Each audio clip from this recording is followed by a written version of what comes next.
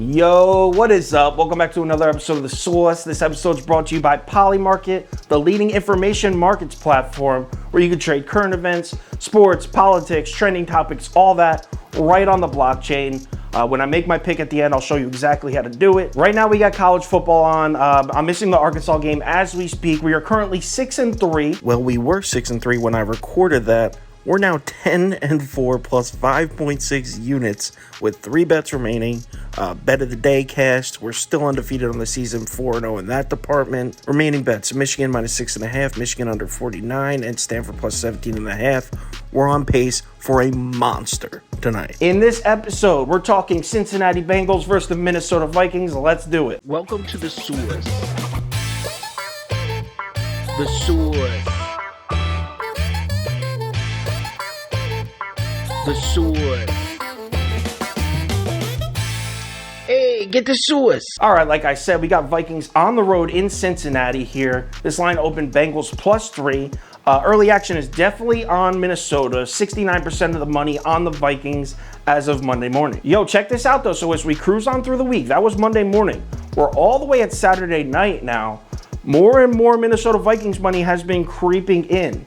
The line never moves. We are still at Cincinnati +3. That consensus line never budges. You would think with all that Vikings money that they would move that line to 3.5, right?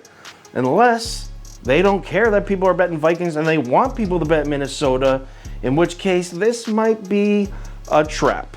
It's a trap!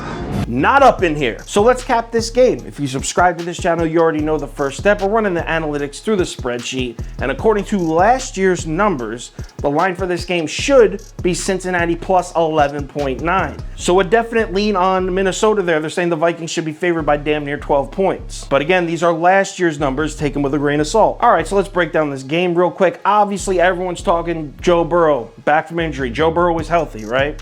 Everyone's talking Kirk Cousins, potentially playing for his career in Minnesota or anywhere, playing for his career. Honestly, I think the most interesting X factor in this game is the Minnesota Vikings defense with possibly 7 new starters in it. I mean, look at that Vikings pass rush. Let's take the pass rush from last year. Now, granted, Barr and Hunter were hurt last year. But either way, the Vikings recorded 23 sacks last year. 18 of those 23 sacks were recorded by players that are no longer there. Yes, 7 of the Minnesota Vikings leading 8 leaders in sacks last year are not on the team this year. 3 out of the top 5 leading tacklers also gone from Minnesota. Now, they still have Harrison Smith, who's aging but still clutch. Still have Eric Kendricks, Anthony Barr, Hunter, like I said. So they still have like their main pieces, and they picked up Patrick Peterson. This defense is actually supposed to be good, but the fact remains that this is a brand new unit.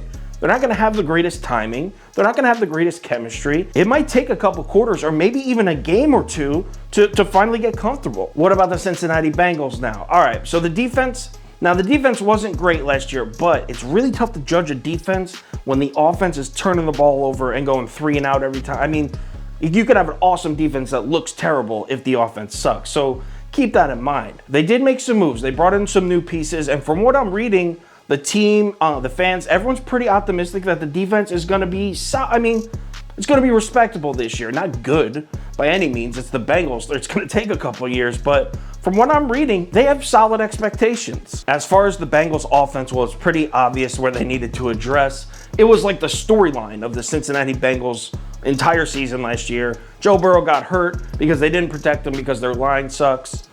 So yeah, they got new pieces on the offensive line. Their offensive line should be better. But again, kind of like the Vikings defense, offensive line, there's a lot of timing, chemistry involved. You have to have a sense of where the guy next to you is going to be, how he moves. So even though the Bengals offensive line should be much better, I mean, I could see it struggling for a couple weeks and then gradually come on as the season progresses. You cannot deny that the weapons are there for Joe Burrow. I mean, Joe Mixon, Jamar Chase, Tyler Boyd, T. Higgins. If the offensive line takes the step forward that a lot of people expect it to, the Bengals are going to score some points this year for sure. As far as this bet here in week 1, Bengals versus Vikings, now I think we're looking at 2 teams that are going to be a lot better towards the end of the season than they are right now. So in a situation where it's 2 kind of questionable teams, I'm going to take the team at home getting 3 points. I'm going to take Bengals +3, and I'm also probably going to take the over because of what I said about the Vikings defense. So now that I got my pick, Cincinnati +3, let's hop on the poly market here, and you can see Bengals +3 is currently trading at just 48 cents. So $100 is going to net you $106.33 in returns. If you're essentially you're getting Bengals +3 at +106 odds here. Obviously, excellent value. The link for that is in the description of the video, by the way. I think Cincinnati +3, I think that's going to make the final ticket. I'm pretty confident in it. I don't hate the Vikings this year. I just think they're going to need some time, like I said. So Bengals +3 probably on the final ticket. Speaking of which, final ticket being posted on KyleKirms.com. 11 a.m. Eastern time. Bet of the day, my favorite 3 bets, my favorite 5 bets, and my favorite 7 bets, and a parlay of the day, plus every single bet I'm making for the day, all posted 11 a.m. on KyleKirms.com. Make sure you check that out. Any crazy changes, injury updates, money shifts, line movements, anything like that, I'll tweet it out. I'll put it on my Twitter, Instagram story, and Facebook. So make sure you check those platforms before you place your bets. First NFL Sunday is here. Let's do it. I'm pumped. I'll talk to you on Twitter. Let's make some money.